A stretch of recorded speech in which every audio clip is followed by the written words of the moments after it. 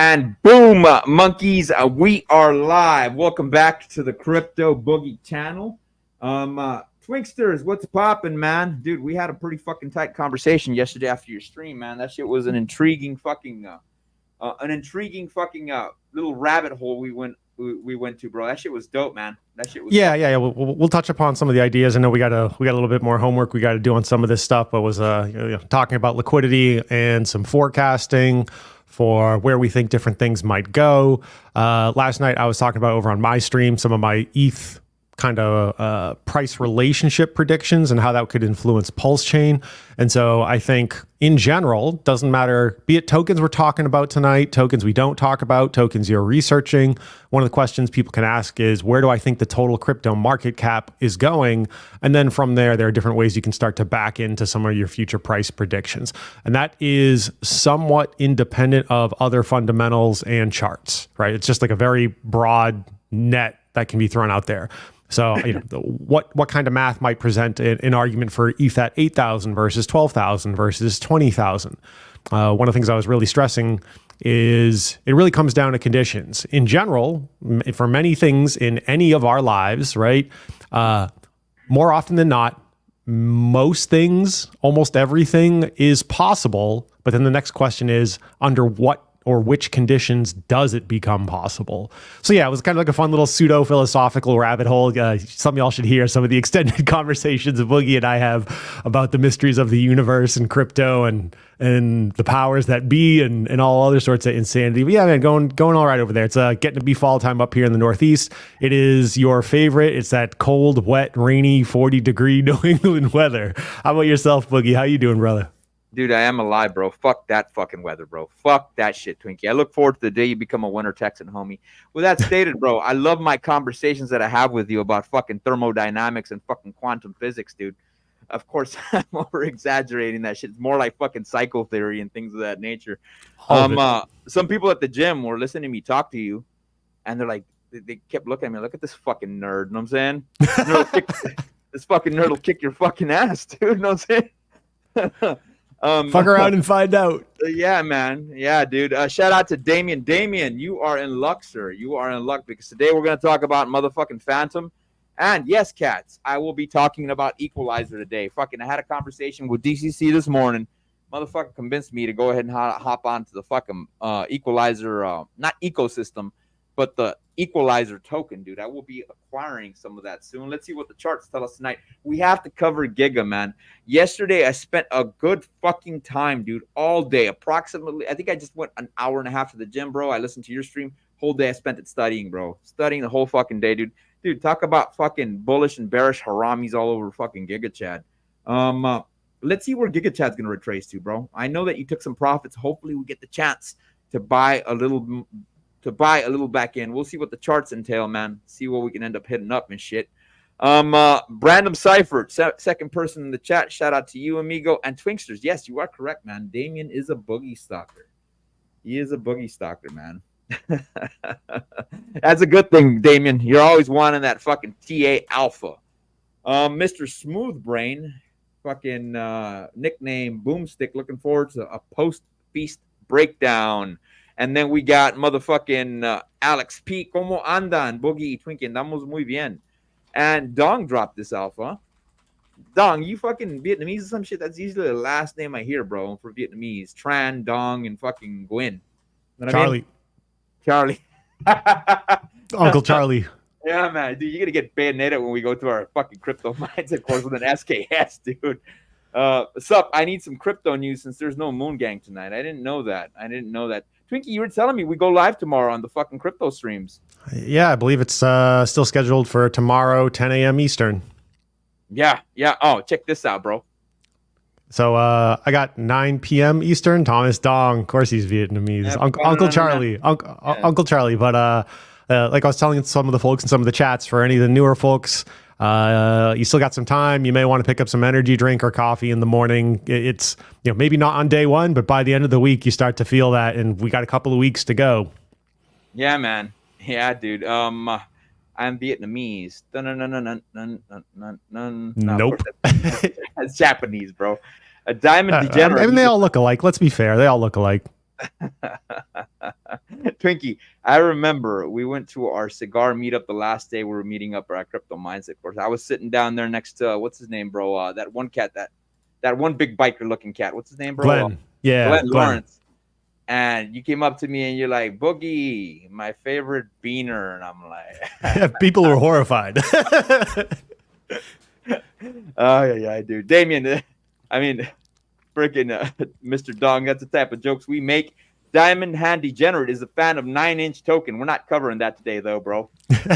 Hey, and just to exonerate myself here, to be fair, the night before, Boogie did call me a zipper head. So what goes around comes around. Hey, dude, you were pounding that motherfucking soju, bro. I was drinking that tequila, bro. I don't know what else to tell you, dude. Diamond Hands Damien. I've been DCing heavy into ILV. It's down for the year still. Crypto gaming narrative is starting to trend off the grid on AVAX. Yes, it is, man. Yes, sir. And remember, cats, and I wish I had more time, man. I wish I had way more time, bro. But if AVAX is pumping, guess what other one of my favorite tokens is pumping? You guessed it, Jewel, son. It's probably doing well. I need to go back and revisit that chart, man. Real quick, Damien kind of beat me to that. We're not necessarily going to drill into AVAX tonight, but heads up, Damien, there's no... Off the Grid is a Gunzilla game. Gunzilla is one of those AVAX side chains. There is no Gunzilla token yet. They have talked about launching one. There is not one yet. I did play a little bit of Off the Grid. AAA title. I think it's going to blow up big on Twitch. I think you're going to see a lot more streamers embracing it. I know Ninja and Tim the Tatman are already streaming it. It's good. It feels good. It reacts well. It's fast. I think it's pretty entertaining to watch for the Twitch audience. Yeah, that one we got another AAA title on that one. So definitely, I think it's good for the overall space. As I think one of the things that's really jumped out at me for Off the Grid was they made a fun game where the crypto layer is invisible.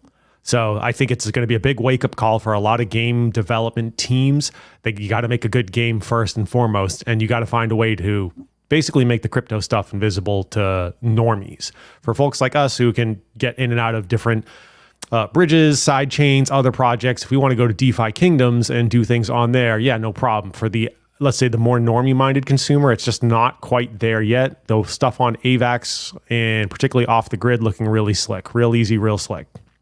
Yeah, I gotta check out that Off the Grid shit, man. I want to see which weapons they got in that. What is it, like a first-person shooter or some shit? Yeah, like third-person battle royale, first-person, I think, mode. Forgive my ignorance. It's like Fortnite. It's like a updated Fortnite, is what I'll say. Like sci-fi Fortnite. Like, Ghost Recon Wildlands, like that. Yeah, more along that, but like way faster, way higher speed, way more sci-fi abilities. Like you got cybernetics arms and legs that can come off, that can have different abilities, grappling hooks, glide abilities, jetpacks. It's, I believe, the game outline and narrative, maybe even more, was done by Neil Blomkamp, who's the guy who did District 9. I think he did Elysium and a few other movies too. So he's a guy's got some real sci-fi cred. Dude, I would give up the new Star Wars series, bro, for a District 9 Part 2, bro. Yeah, hell yeah. Anyway. Yeah, Broomstick, did you change your name, bro? Laugh out loud, we got to get rid of the snowflakes. Is this you, Smooth Brain? Did you change your name temporarily or some shit? Do you think Equalizer has some X's left? Absolutely. I think dude, market cap 16 million, homie. It's got a long ways to go, dog.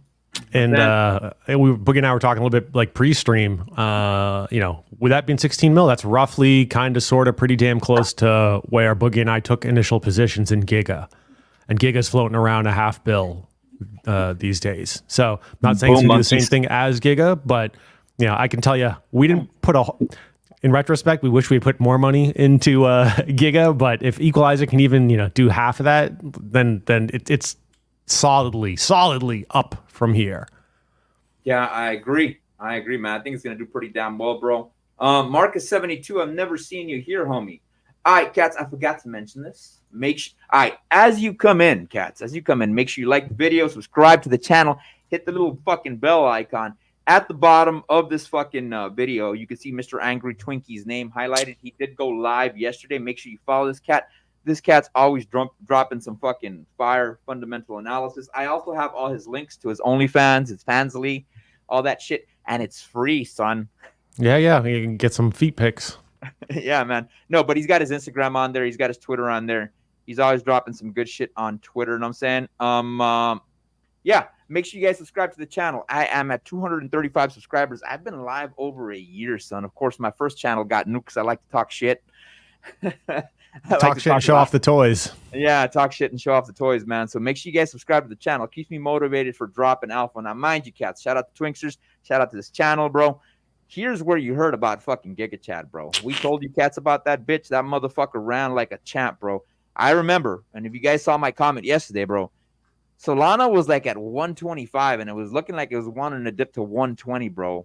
I had put in my dinero into motherfucking Giga Chad, a good amount, and I was like, I'll wait for more of a pullback. I just put in the money to get rid of my FOMO, and then Solana dumped even more. And Giga Chad said, nah, I'm not doing that. I'm not doing that. I'm going to the upside, bro. Mind you, I think they're at Mr. Olympia right now, right? Yeah, I think they just wrapping up their weekend.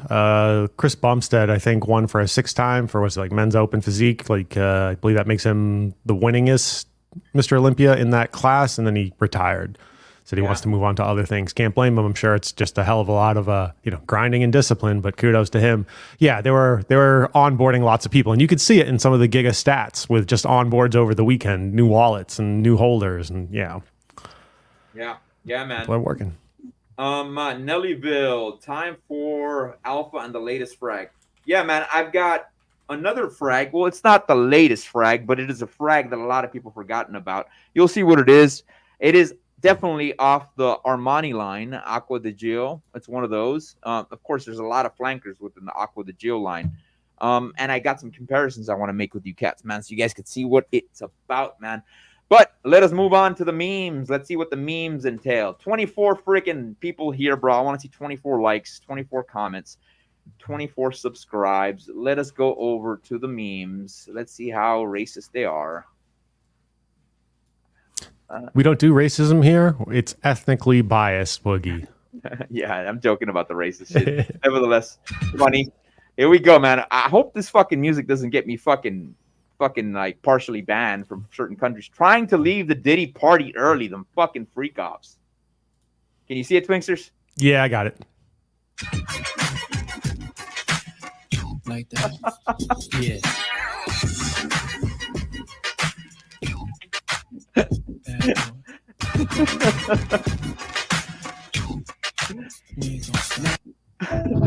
And that is what happens at them freak offs, bro. How the fuck do I exit out of this shit? All right, what else we got? What else we got?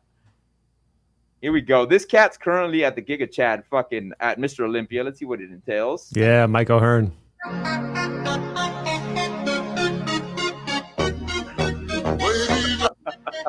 The narrative that only women belong in the kitchen is offensive. The rest of the house needs to be cleaned as well, bro. Dude, with as many ladies we got on the planet, bro, you'd be thinking it'd already be cleaned already, bro, by now. You know what I'm saying? All right, man.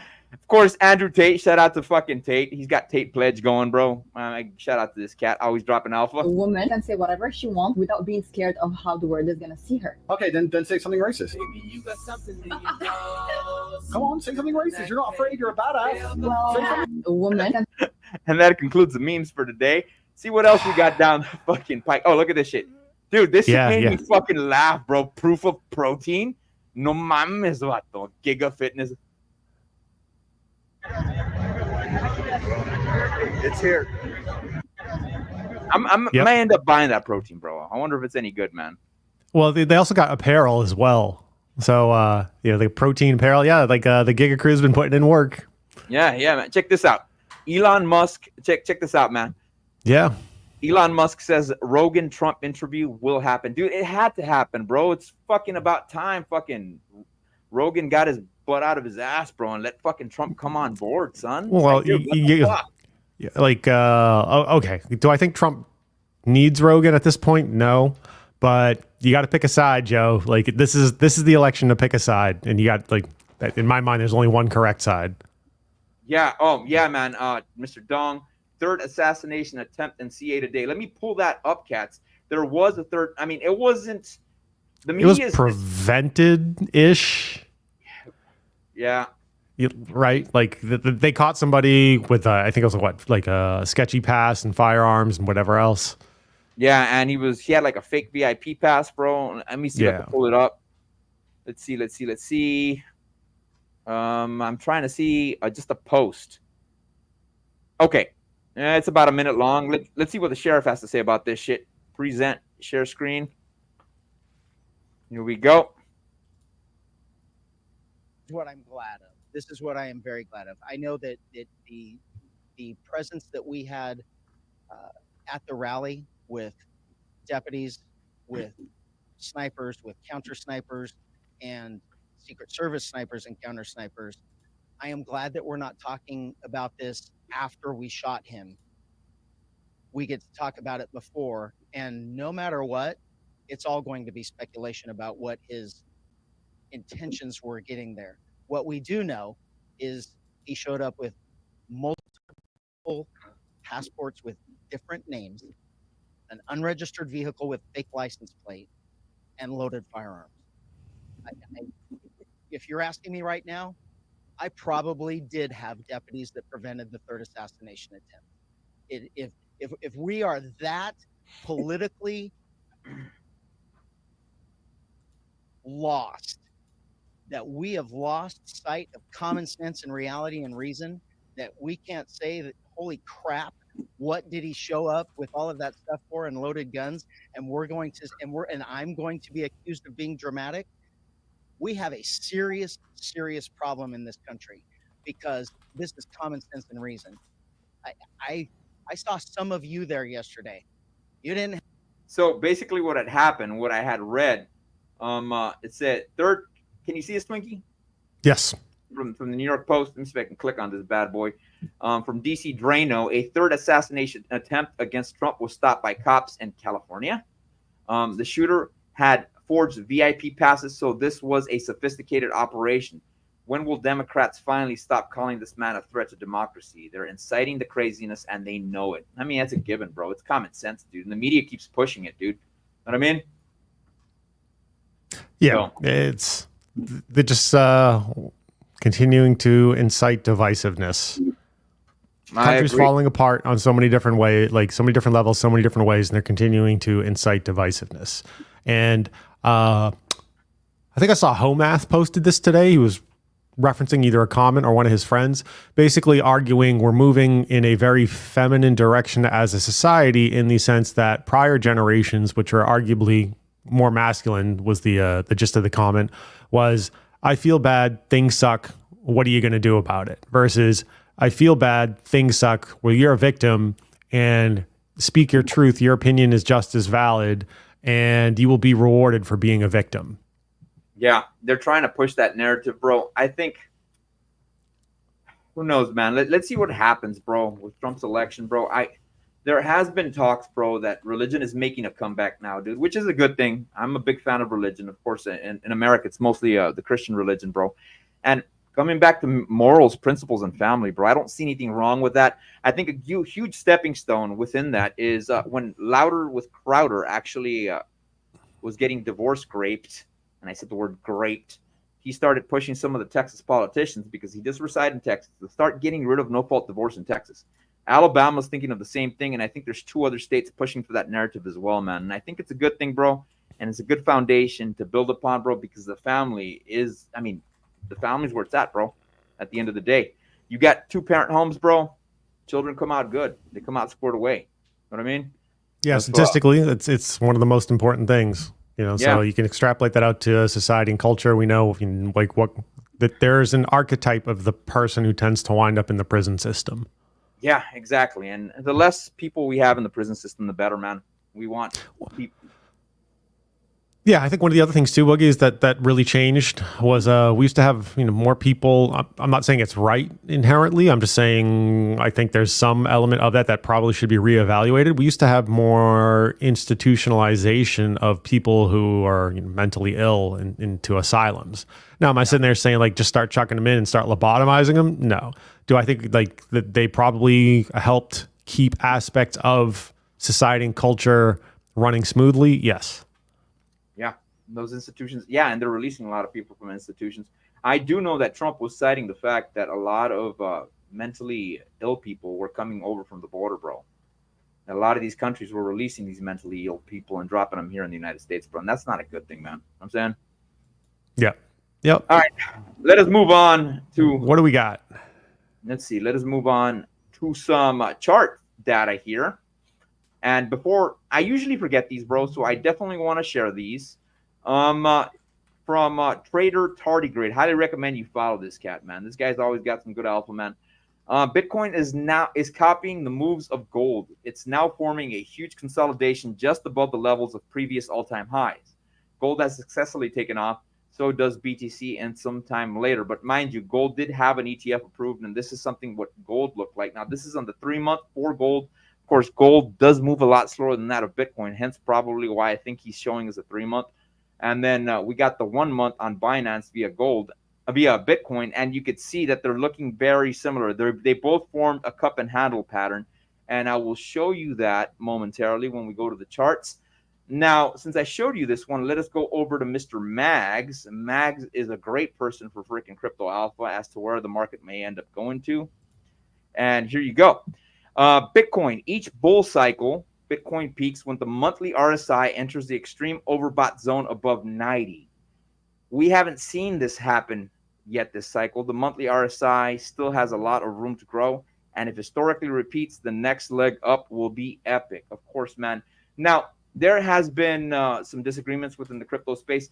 I've been checking out Bitcoin, Twinkie, and I am noticing that the Pi cycle top, bro, is indicating that we may end up dumping, dude. But a lot of people are extremely bullish as to which way we may end up going. Let me go over to the chart so I can show you what I mean. Is this the monthly? No, not this one. ¿Dónde lo tengo? Seriously, did I put away my BTC chart? Let's try this one.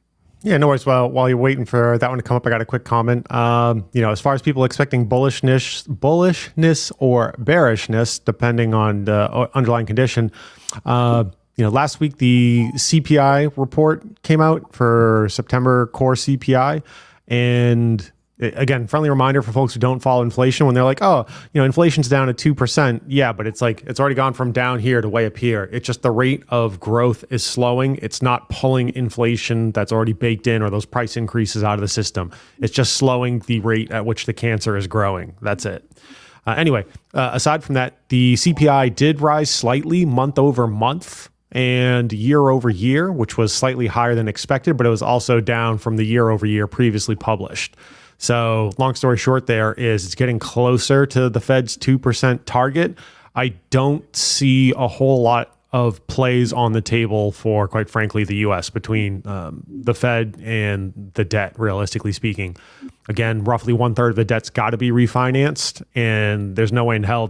I'm sure they're doing plenty of conversations between Yellen, Powell, and any other number of folks where, hey, we need to get this down so we can refinance it and have it be slightly less unaffordable than it's been over the last year to 2 years on that front.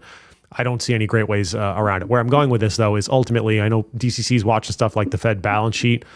We're going to need more liquidity to help drive numbers up. And with inflation slightly marginally ticking up on paper when it comes to month over month, it makes me wonder if they're going to look at revising some of the rate reduction schedules. Low and slow, I think, would be best for the overall economy as far as current condition, but it doesn't solve the debt issue. They're just going to have to kick the can down the road. So stay frosty, make money, put it into good assets. Anyway, speaking of good assets, I think Boogie's got that chart queued up most likely. Yeah. And going back to what Mags was saying, bro, and he's kind of right. You could see that currently our RSI is at about 62.84. That's what we're currently at right now, man. I'm assuming that we're probably going to end up pumping up, going to the upside, bro. But something that was intriguing, bro, and this is, of course, his chart. Let me go ahead and remove the RSI here so you guys can see a bigger view of what I'm talking about. This is on the monthly. It's evident that we are forming a cup and handle. And we did break out a little bit, and now we're finishing up this cup and handle. You can see clearly right here, bro. And we're coming down that way. But enough of my fucking shitty ass drawing. Something that I did find intriguing about this shit was that the Pi cycle top, if we go over here to the daily on this, and we put up the pi cycle top, let me take away these drawings. You could see that there is divergence, man. You could see that the green line's going up the top side, this 111 is shooting down. Usually when you have divergence like this, look at this shit right here. You end up dumping a little bit, and then you follow the trend of the 111. Right now, it looks like we want to test that 111 again. That's the way it seems. And usually when you have separation, you end up dumping. Again, here, you could see back in 2019, October of 2019, we had a clear separation between the green line and the orange line, which is the 111, and you saw the market dump a little bit. Again, here, time and time again. This is on the daily, though. Let's go to an official daily chart I like to utilize. And people are extremely bullish, man. Of course, man, if I'm wrong, then hey, it is what it is, bro. But I do trust this indicator. Let's go over here to the daily, and you could see that we're still bouncing around this bull flag setup that we do have here, man. We did make contact with this top portion of this freaking trend line, and we keep making contact with it, Twinksters. Let me grab my little fucking circle tool here. So boom, made contact there. Contact down here about 3 times.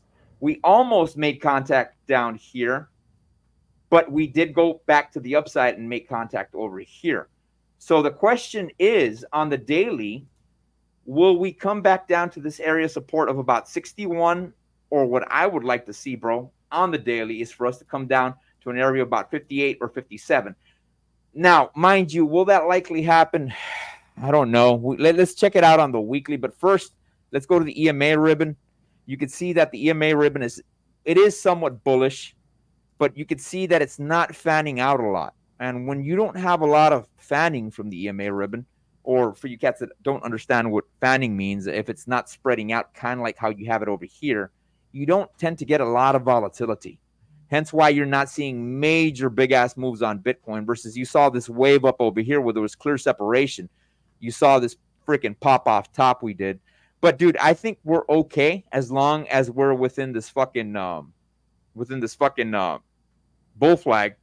As far as the Bollinger Band goes, not the pi cycle top. Let me activate my motherfucking Bollinger Bands. Let me turn off all these drawings here.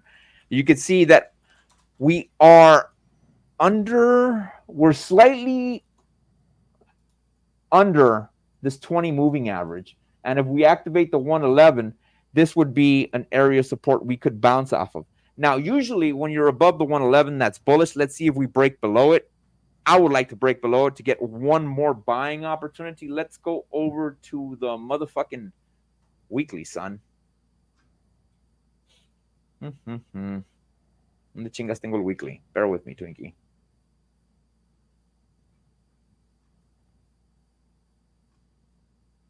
Let me prep that, Twinkie, if you don't mind. Yeah, no problem.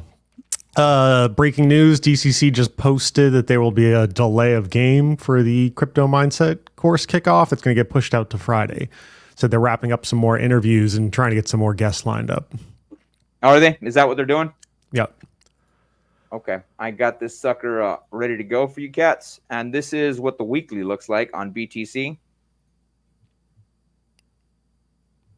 And I know it looks like, dude, look at that, all that convolution, bro. Looks like look autism. at all that shit. Yeah, dude. Let me see if I can change this white so you cats can see this a little bit more clearly. And let me change this yellow so you guys can see this a little bit more clearly. These let's go with yellow. And paint this yellow as well. You can see it's a little bit more evident there. We are bouncing within this trend. It would not surprise me if we do come up to a fifth portion of the Elliott wave on the weekly. Eventually, I would expect this to happen in November. And then we could possibly do an ABC correction, which is not outside of the realm of possibilities, possibly coming back down to 52. I would like to return to 52 now so I can get one more buying opportunity. Now, one of the things I forgot to show you, cats, I'm sorry, I'm all over the place today, is I forgot to show you where we're at on the 60-day cycle. And you could tell here, if I grab my little tool, my little measuring tool here, we are at about day 38 And it does seem we did make a halfway cycle low on day 34 here. And that's where we made contact with this area of support, bro. So again, being redundant, we could push all the way to about November 5th. That would accomplish the 60 days. But mind you, our cycle top or our cycle high is on day 21, and that was here. For you cats that don't know, whenever you're within the first 20 days as a cycle high, that's usually bearish. We ended up getting a cycle high on day 21, which is neutral, but it is leaning on the bearish side. So I would assume that we would end up dipping more. And of course, adding the pi cycle top data that we're getting on there. What do you think, Twinkie? What do you think? Which way are we going?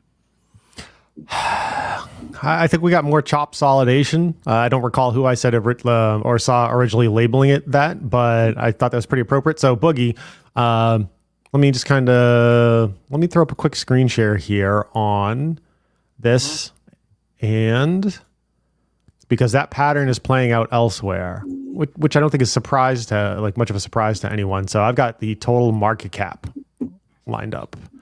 And so what we're looking at for the viewers is this is the total crypto market cap on the weekly. It's everything that makes up crypto, total value thereof. Currently, we're sitting at around $2.1 trillion. So Boogie, that cup and handle is present here in the total market cap, which makes sense because BTC tends to drive DCC's at the head of the bus, turning the wheels. But that cup and handle looks like it's playing out over here fairly similarly.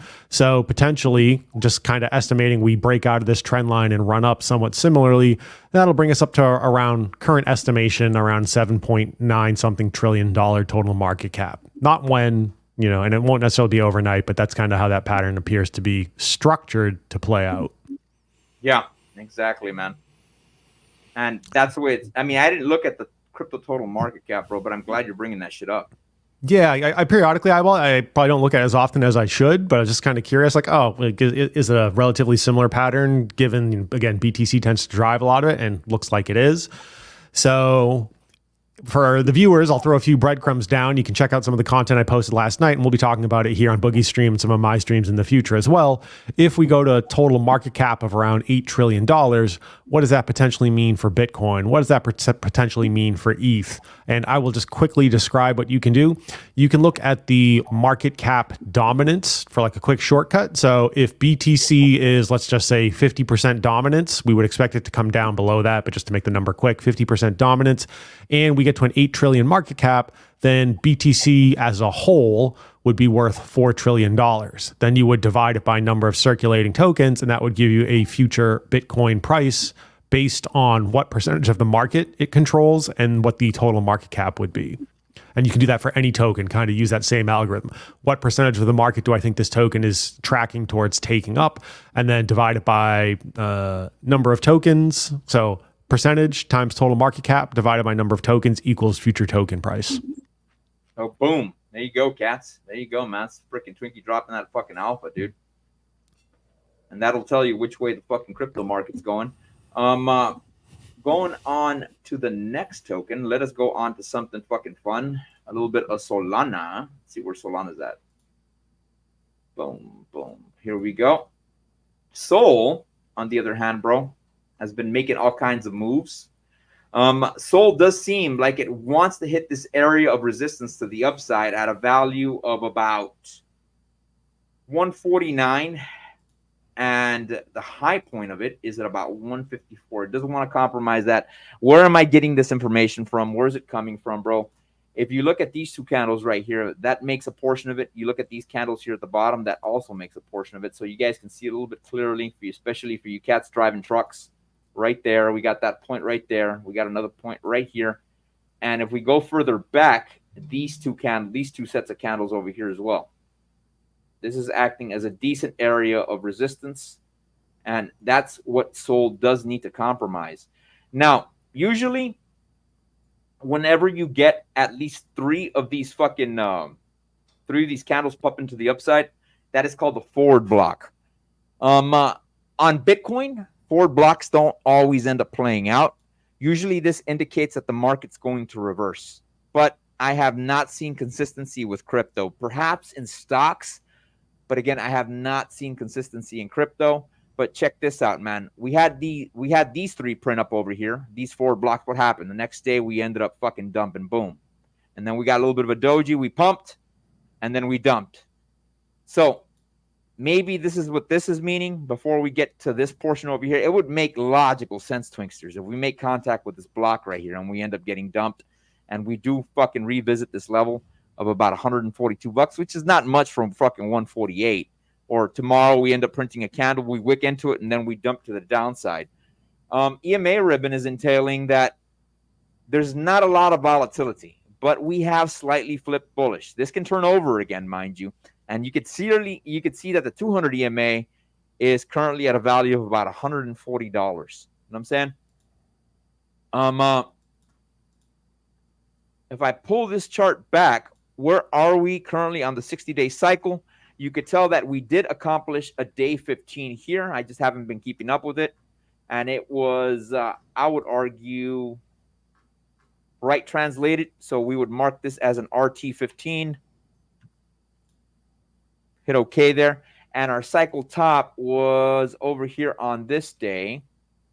And that was on approximately day numero 11. I have been seeing a lot of 11s, man, as cycle tops are playing out within the crypto space.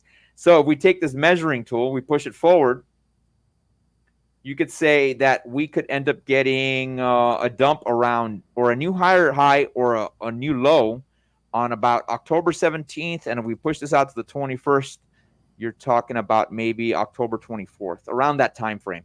That's the area where we could see Solana start a new cycle. That's where I would probably look at buying more SOL. I'm hoping that we do get rejected, because I do want Giga to dump. If Giga ends up dumping, last time it didn't do that shit. Know what I mean? I did have this Elliott wave cycle trying to play out here, man, and no, it didn't end up playing out.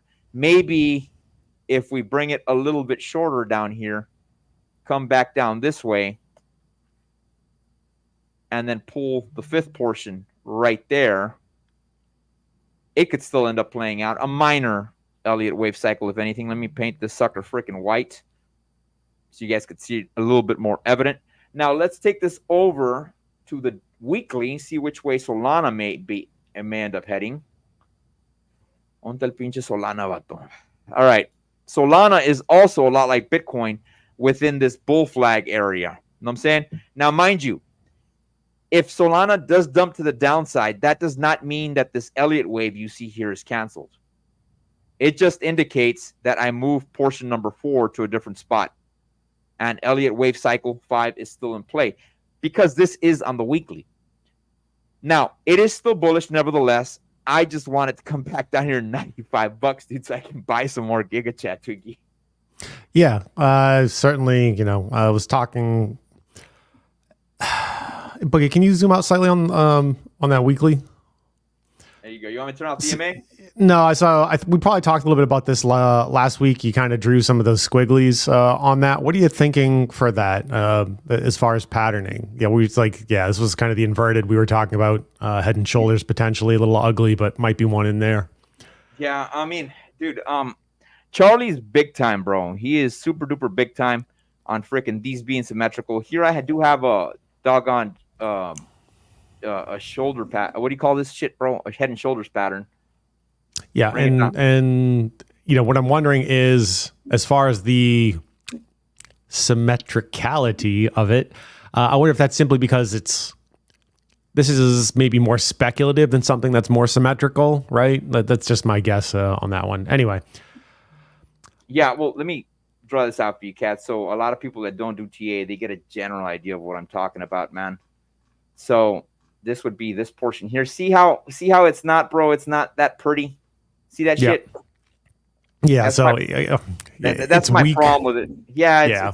That's my problem with it. Let me readjust it for you, cats, and let me move this over here to the 2. Maybe you can argue that that's it right there, but it looks like a bag of dicks, bro. Yeah. At this point, it's just astrology for men. Yeah. So I don't really like it that much. I mean, mind you, Twinkie, it did play out. It did work out. You know what I'm saying? I know that Right. Charlie hates it. We did have those fucking 3 tops, and then boom, we shot up to the upside. I know it's inverted, cats, if you guys are confused. We shot to the upside. It did work, Twinkie, but Charlie's okay. not a big fan of it. Know what I mean? Right, because it might be too inconsistent when it's like that warped looking. And for the viewers, so when we first looked at this, it would be inverted head and shoulders. But Boogie and I were talking last week about this. This could be a little challenging potentially to catch visually. So what you can do is periodically invert your charts. That way, instead of having to remember, like, let's say 100 patterns, because you have to memorize potentially their inversion shapes. If you just flip the chart, you're just looking for the same shape. And then you just know it's going to go in the relative direction of the chart. Yeah, Twinkie is right. It's an actually pretty effective tool if you're a TA guy, bro. Now, speaking of TA, one of the things that I did find a lot in Giga, bro, is a certain pattern called the bullish harami. Of course, you see this little pregnant lady I put up over there? Yep. Whenever you end up getting a big-ass candle that, like, or say a bearish engulfing candle or a big-ass candle, bro, and you have another candle print next to it, and it's 25% or smaller, that is officially called the bullish harami. And the reason they call that is because it's supposed to make the shape of a pregnant lady. If you cats that don't know, harami is supposed to stand for pregnant and or pregnant woman in Japanese. Usually, when you get that, the following token, you end up pumping to the upside pretty damn hard. Of course, you do want to get confirmation by having this fucking candle blow out the first candle. So if we do get a little bit of a fucking candle pump here on this candle here, and it breaks out of this one, it goes above this one, then yeah, it's pretty much confirmed. That means we're going to the upside. Know what I mean? And that's what I'm getting there. I'm getting a little bit of a bullish harami.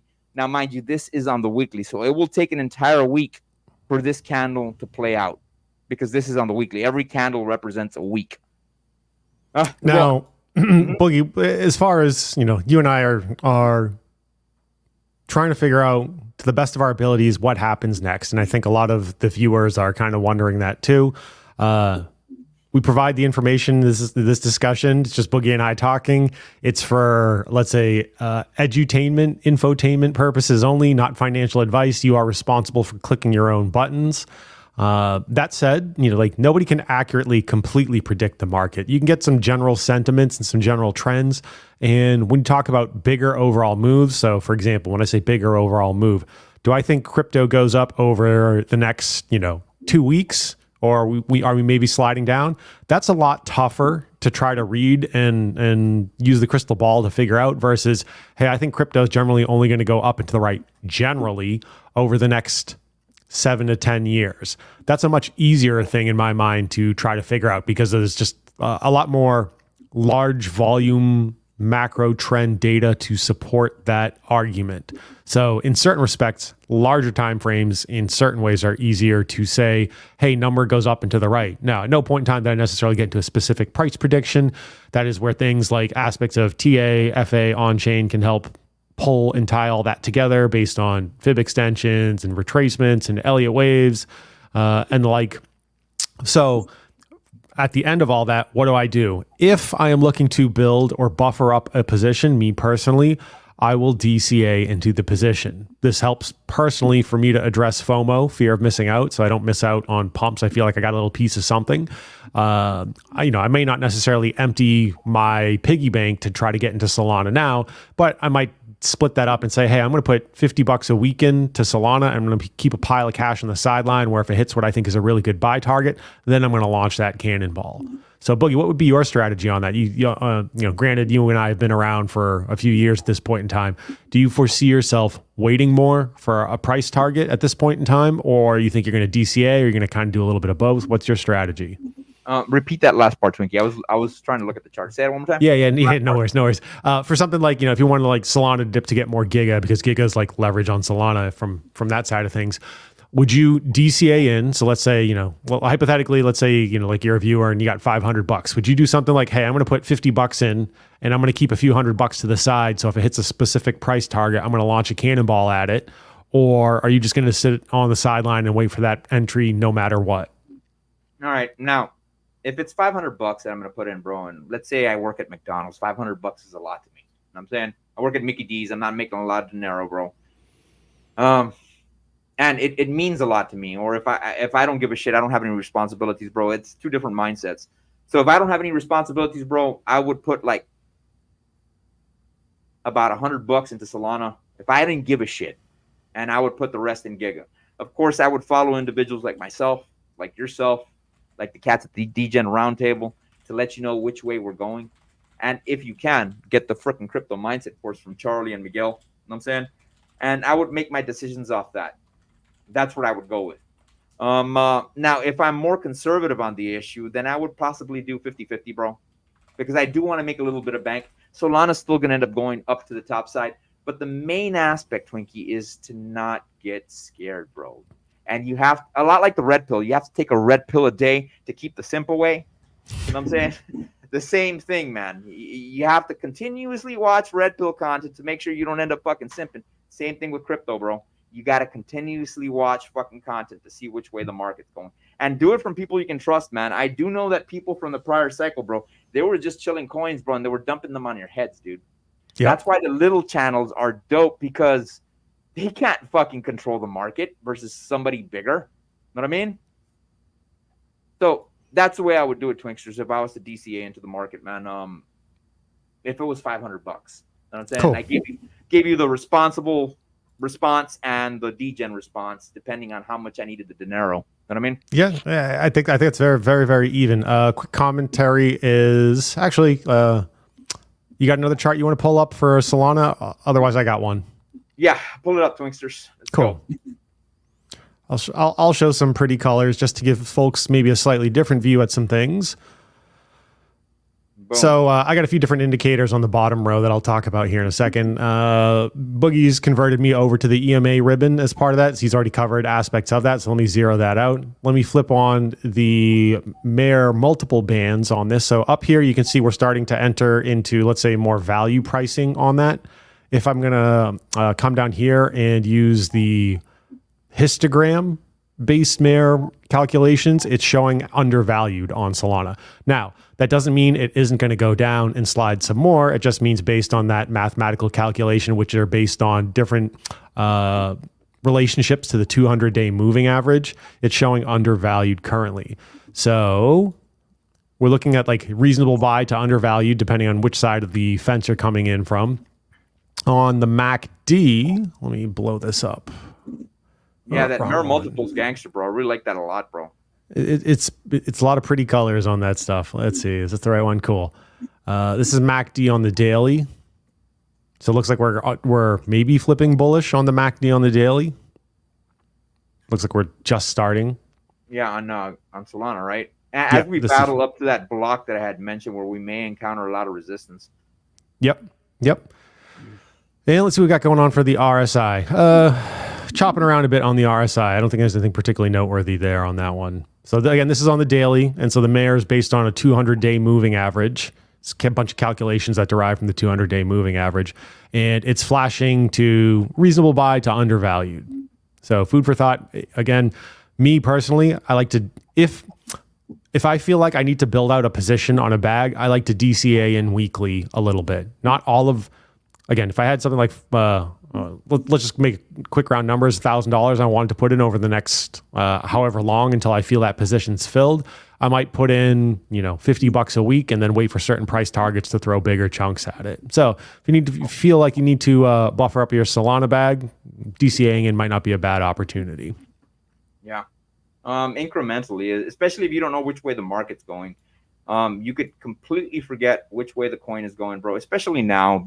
I mean, we're kind of in a bull market, but you get what I'm saying. We haven't pumped up into the bigger numbers of the bull market. Right now, it's kind of safe, bro, to do like, if you're doing $500, maybe like what, $150 a week ballpark, bro. Yeah, and you're gonna have to look at that from. Keep your eyes closed when you just don't look at it, bro, and just buy on a specific day and do it that way. A lot of people have actually come out ahead by doing it that way, believe it or not.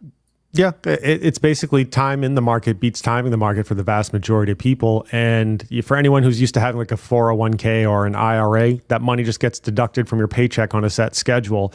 Just the same idea. You're just controlling which assets that you're putting your funds into in the grand scheme of things. So definitely not a bad gig on that one. I am somewhat curious to some stuff. Let me just kind of eyeball it. Also keeping in mind, I don't currently see an argument for being scared, as Boogie indicated. Given earlier, we looked at BTC, we looked at the total market cap, and they are printing some bullish patterns on that. It's not, again, anything can happen, especially if strange things happen in the U.S. politically and or global military conflicts arise. But I think there are a number of signs that trend overall more bullish than bearish. So play accordingly. Yeah. Yeah. I see we come from Twinksters. Let us move on to the next Solana token, which is none other than motherfucking GigaChat. Fuck it. Let's go ahead and get fucking not demonetized, but banned on a couple of countries because of the music that I fucking play. But it is what it is, man. Make sure you cats stay GigaChatted out. All that noise you hear at night when you're home alone. All this shit in my head, yeah, you don't wanna know. On your knees, begging for your life. I'm a 44 till you don't. Now you're gone, knife cutting straight to the fucking bone. Hand full of pills, don't know what the fuck they for. Tell them bitches, but you know the devil can't fucking overdose. Darkness taking over all the souls of the terror on the faces of the best ones that it's a form of music. The fire burning evidence of that it is not the question you've been searching. The depths of hell filled with the forbidden else. Coffin with no fucking else. Bodies encased in the metal cells. Look into my fucking eyes, so face the Boom. And that is GigaChat, son. We got my amigo here. Sup, peeps? ¿Qué pasó, Mr. M.A.? How you doing, man? Let us move on to fucking GigaChat. Dude, I've been hitting up GigaChat pretty damn hard as far as token metrics on this goes. Here we go. GigaChat. This is on the daily, man. Now, one of the things I am noticing about GigaChat, we are forming a little bit of an Elliott wave. I am hoping that we have topped out already. That is what I'm hoping at. Currently, market cap's at about 467. I took some profits at about 492, bro. I'm hoping that it comes and revisits this area over here of about 2 6s and a 5.9. Let's see if it does. Perhaps maybe even down here, halfway through fucking the fourth portion of the Elliott wave at about 3 cents and 47% of a penny. Now, I think I had some motherfucking. I think I had a Let's see if I can pull this shit up, man. From the recent low here on the daily, here from Elliott wave portion 2 to 3.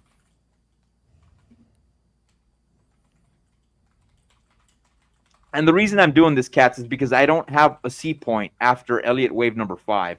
Hence why I'm pulling back here on the 4. So I'm going to have to use this data to see where we may end up going. If we look at this fucking Elliott wave pattern, or better stated, this trend-based fib extension, you could see that we are closely pushing up here to about 1.1618. And usually you ended up getting rejected there sometimes, bro, especially after you pump over the 0.4135. So that may mean that we'll start freaking correcting down here to portion A, and that would put us directly in the gold zone. Gold zone being 0.618 and 0.5. 0.5 is more of a psychological level, but it would not surprise me if we do come back down this way and we get a chance to freaking DCA in there. Now, mind you, cats, mind you, Giga doesn't always do this shit, bro, and I've learned my lesson with this before, bro.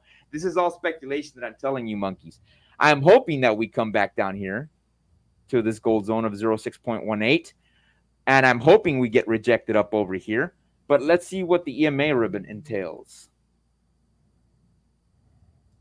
And you could see that the EMA ribbon saying, nah, I don't think we're going to do that, bro, because you're getting a lot of fanning on the daily. But let's check this sucker out on the weekly by turning off all our drawings and going over here on the weekly on this bad boy. And you can see if we were to retrace to the downside and use an area of support, you're talking about coming down here to about 2 cents and 14% of a penny, give or take. And mind you, it's not showing me the 45, the 50, the 55, or the 200 yet, for the reason being that there isn't enough data on the chart. Know what I mean? Coming back to the daily, turning on our drawings, you could see that we do have a little bit of an Elliott wave pattern forming here. And it does seem like we are at about what, portion numero 5, hence why we're oscillating sideways. And I would like for us to get rejected here to get another opportunity to DCA in. If we activate our Bollinger Bands, we are a little bit overheated. And you can see that we pierced past those Bollinger Bands, and this is the second standard deviation. Hence why we're oscillating sideways, monkeys. Know what I mean? To look at more data, I can bring up the relative strength index, and we can see where we're at. And, dude, we're still kind of a little bit under overheated. We're at about 68.52. And if I pull this sucker up here, you could argue that divergence would only make sense, right? But let's see which way the market takes us. Now, I did want to show you cats another chart on Giga. And let me get that for you, monkeys. Go ahead, Twinksters. Yeah, I got something fun while you're getting that prepped up. If I could just grab it for a second. So I don't think I've shown off this tool yet. It's one I've got in my arsenal. So one of the things I like to do is just try to find periodically and review different tools just to try to be more efficient. Can I do a lot of these correlations and things by hand? Yes. If I can find a tool that will do it for me, that seems reasonably solid, I would infinitely rather use that. And so I'll post this up in the chat for folks to use it. This is compare market cap, and you get to some different things in here. But I like the layout. It's really, really convenient on a lot of this stuff. And so in this case, you can kind of see the Giga price fluctuation on the chart, but they'll tell you, here's where you're up. You're up 8% on the weekly. 1 month is 172%. Up 173% on the monthly. If you do 6 months, almost 4,000% creeping up on that one. And then you can see in the last 1 day, they've added 1.2, well, we'll call it 1,250 odd holders.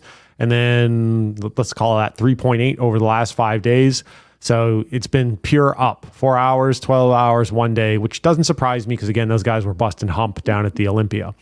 Then down here, you can see the ROI calculator, and it's periodically updated with current pricing for any given token that they support on here. And so you can roll down here and say, hey, what if I threw $500 in Giga today? What does that look like? Well, if it goes to $1 billion market cap, you've doubled your money. You got guys like Murad calling for anywhere between 15 bill and 50 billion, which sounds crazy, but also isn't at the same time. And then over here for some of the other tools you can kind of get into, let's see here, you want to do some, well, let's see what would be a cool comparison on this front. Let's compare with Bonk for common holders. And so it'll show you if it's on the same chain, it can ultimately fetch some data, which will show you, hey, that there's 1,621 holders who hold both tokens. And you can actually drill into some aspects of this and say, okay, show me a more detailed holder analysis on this front. It'll show you some of the distributions of the wallets and how some of the wallets may hold different elements here. So, okay, total holder count, 1,621 common holders. Common holders who have over $10 versus over $10,000. So there are 27 addresses that hold over $10,000 for the two different tokens. So pretty neat, nifty tool on that front just to do some quick comparisons. Again, I like it because I can get a quick visual on how some of these different tokens are performing, where something might go for the overall market cap on some different elements of that. Let's do a slightly different comparison. Let's go with SHIB on this one. Let's go with...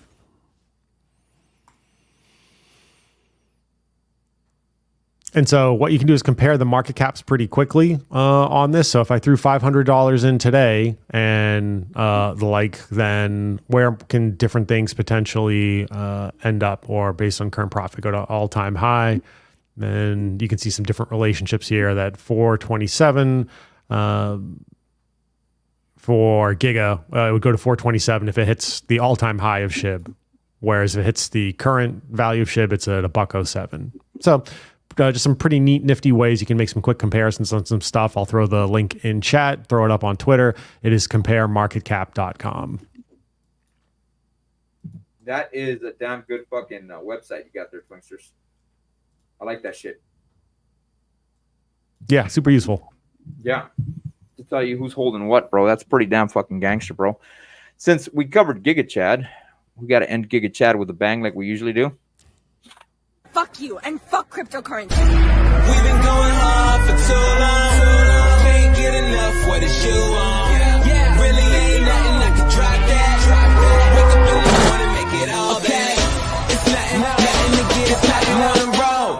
Roll up and away. Here we go. Now Martin had a dream. I've been dreaming about gold. Tell him I just wanna shine and I gotta show up on the scene. Walk right through the door. Got a nigga on repeat. My double up flow. Vibrate the whole building. Ringing through your phone. Waiting till the smoke clear. Can you see me through the fog? Stay now, Shibboleth. It could go all bad. We be going hard with your exo tic-tac. Tacky motherfuckers must not be hip. Yeah, life is a bitch, but I bet I get that bitch with. And shout out to you, Brandon. Y'all need to stream more. Love the content, guys. Dude, I wish I could stream more, bro. Dude, running a business, bro. Fucking working full time, commuting, and then doing this shit. Oh, man, dude. I wish I could be here way more and just focusing on crypto. Heads up, Boogie and viewers, for those of you who have LLCs, due to some changes in the law this year, you likely need to file certain reports by January 1st, 2025. You've got about 79, 78 days, whatever that works out to be, to file. This is due to the different tracing rules that have kind of come into play for aspects of that. So it's like 2 to 5 minutes to file on the, Financial Crimes Bureau is basically what you got to file with. It's a small entity compliance element. If you don't file, Financial Crimes Enforcement Network, if you don't file, it's potentially fines of $500 a day up through $10,000 plus and 2 years in prison. So That dude, fuck that shit, bro. Yeah. I hope Trump comes back and deguts that shit, bro. Yeah. It's, applies to like even state LLCs. So that's retarded, bro. That's fucking retarded, dude. And Cash how grab. many cats? And this is just like a fucking money grab, bro. How many 100%. cats don't know? How many cats 100%. don't know? That's oh my gosh, bro. People are gonna be so fucking mad at the IRS. yeah, bro. it's bullshit. Yeah, dude. How many cats don't fucking know, Twinkie? You know what I'm saying? Yeah, we changed the rules on you. You don't know. Ignorance of the law is not necessarily a defense in many jurisdictions, and so pay up. My CPA told me about that shit, man. Dog. It's just wow, man. That is some bullshit, son. That is some bullshit, bro. Yep. I'll throw the link in chat here for any of the viewers who maybe have an LLC who aren't familiar with it. I posted up about it on my Twitter. So again, if you have an LLC, you most likely need to file. Not everyone does, but the vast majority of any sort of LLCs or corporations do have to file. Boom. There you go, man. Twinkie, I'm taking over for this one. Yeah, all yours. All right, monkeys, fragrance of the day. Of course, you cats remember freaking Aqua di Gio Profondo. It was kind of mid. It's good. I give it a 7 out of 10, bro. Now, this is not the fragrance I'm covering today, bro. This fragrance is still available, but I think it's got a different color gradient. The top portion is blue, the bottom portion is clear, and it's a gradient. And this smells pretty good. Very oceanic, very oceanic. And then for a little while, they made a flanker of a flanker, and that is Aqua di Gio Profondo Lights. The only setback about Profondo Lights, even though it is newer than this one, it got discontinued. I know, cats. I just had to show this to you. I prefer this one. It is more aquatic than this one. This one tends to be a little bit more green. When it comes to fragrances, I prefer the aquatics over the green fragrances, with the exception of, I think it's called Irish from Creed, Green Irish Tweed. I think that's the name of it. That one's pretty dope. Now, let me get you guys the notes on these bad boys, and you're probably going to have to go over to Facebook and go to Fragrance Marketplace. And let me share this with you, cats, as far as the notes go on this bad boy. Now, this is regular Profondo. The notes are very marine, aromatic, citrus, fresh and spicy, fresh, woody. You do get some mineral notes, salty and lavender, but I do get more greens, man. Now, let me show you the one that I am showcasing today, which is Profondo Lights. And this one is more aromatic, woody, fresh and spicy, marine, and citrus. Now, mind you, I think it's backwards, at least for my nose. I do get a lot more aquatics from this one. Now, mind you, cats, it is discontinued, so don't go pay top dollar for it. I did want to showcase a freaking fragrance today, hence why I'm bringing that one up. You can see this is a tester bottle, and you can see that in the back it says it's got marine notes, essences, aromatics, and patchouli. I prefer this one. This one's a lot nicer. The only setback about this one is you do have to overspray a little bit, man. And that covers, monkeys, the fragrance of the day. Twinksters, I am back, my friend. I am back. Yeah. So, let's see here. What do we got going on? A little bit of a detour, just because like this one just popped up in some of the background chats I'm on. Did you know that Americans in the Southeast, so like Florida, Southeast U.S., right? Let's say maybe Georgia on down through Florida, probably Tennessee will include in that one. Maybe a little bit beyond that. Let's say a number of the west, like Panhandle, Florida, through east part of Texas, through the Gulf Coast, they die on average 10 to 20 years earlier than the rest of the country. Really? Yeah. That's weird. I wonder how come, Like man. that. I'm gonna so for folks who don't know, I work. My daytime job is in like a diagnostics, particularly in large data in medical diagnostics. I'm gonna have to poke around. You said it was East Texas, as far as Texas goes, right? Yeah, like east part, like northeast Texas, up through the Gulf Coast to the western part, Panhandle area of Florida. You gotta That show belt. me a map on that shit. I gotta run some number crunches on that bitch. Maybe something. Yeah. Like here, I got like a little bit of a detour because your money don't matter if you ain't got your health in the grand scheme of things, right? Doesn't do you any good if you can't spend it. At the end of the day, I concur with you, Twinksters. Yep. So let me do a quick share on this one. You dropping a chart there or something? Yeah. Let me see if I can bring that up. Just real quick for like detour on this one. So the darker the color, the more likely you are to die basically closer to 66 versus 86. So for most of Americas, it's going to be around 78. It's the average age of death, which, newsflash, cut that in half, right? That would be what, 39? If you're 39-ish, you are midlife. Them's the facts. Them's the math. So, right, just puts in perspective. If everyone's like, oh, midlife crisis when you're 40s and shit. Nah, man, that shit started in your 30s. If you're like technical midlife.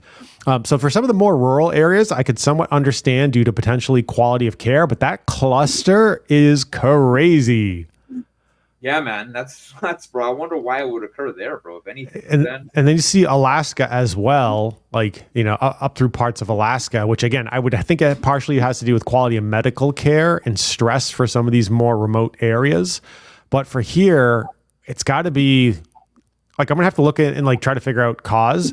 If it's not infectious disease, then it's probably something environmental, aka food. It would be my guess. Like, you know, I would want to overlay like an obesity index against this just to see how that lines up.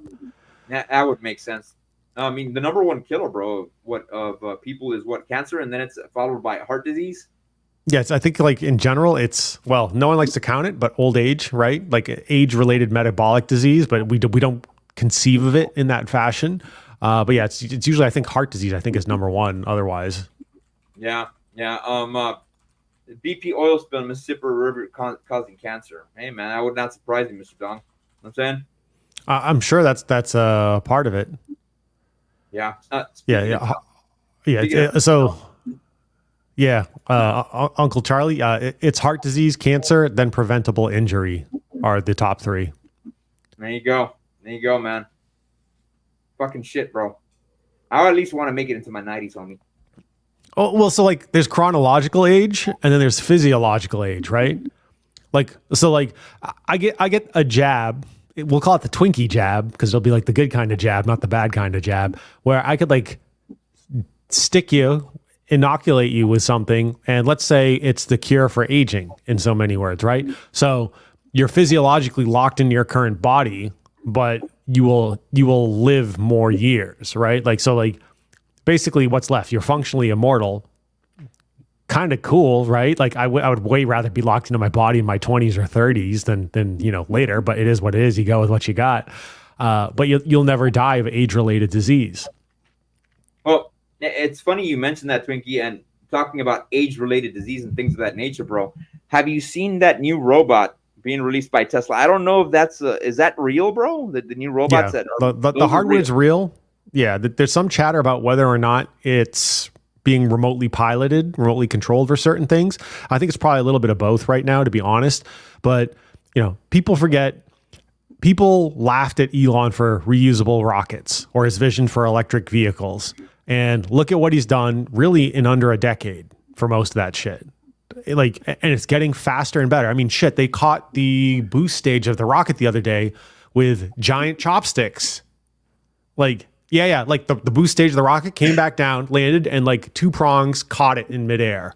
What the frick, dog? And so they're like, it basically makes the whole assembly recoverable, reusable, and faster time to relaunch for next mission. That's amazing, bro. And the reason I brought up these robots or these androids that I'm mentioning is because you had mentioned people getting older, bro, and of course, freaking dumping people and a lot of children end up dumping their parents and like retirement homes and shit like that. But this can completely change that up, bro. If these robots become efficient, bro, you have those robots taking care of you, you'll be golden, bro. You know what I'm saying? And or terminating you, right? Like, yeah. So it is what it is. So real quick detour on that one is Elon was showing off the robo taxi. I don't know if you saw the Tesla event. Did you see the robo van? Yeah, I saw. I didn't click on the video, but I saw it playing in my background as I was scrolling through fucking Twitter. So it's going to be the robo bang bus, like manned by the robo enforcer, driven around by the AI pimp. Like, it's gonna happen. You know it's gonna fucking happen. Eventually, bro. First place you're gonna see it is in fucking Vegas, dude. 100%, dude. But that stuff made me laugh. But where is that ultimately headed? It'll probably be aspects of, at some point in time, having a vehicle will be far more of a luxury, right? Like maybe the process and or need to maintain a combustion vehicle, get licensed, is going to become more challenging, more difficult, more rare. Who knows how it works out? Because we'll have automated driving vehicles, like self-driving vehicles, that will grid themselves appropriately.